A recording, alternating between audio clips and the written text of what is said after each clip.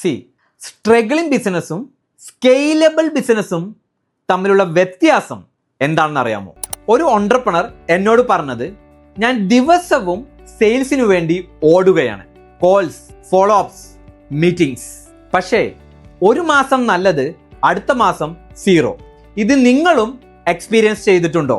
കാരണം സിമ്പിൾ, നിങ്ങൾ sales chase ചെയ്യുകയാണ്, സിസ്റ്റം ബിൽഡ് ചെയ്യുന്നില്ല.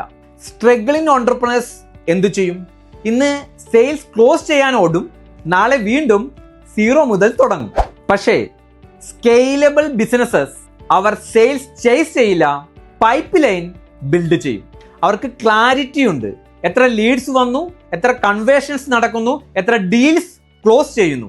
അതുകൊണ്ടാണ് അവർക്ക് ടെൻഷൻ കുറവും കോൺഫിഡൻസ് കൂടുതലും.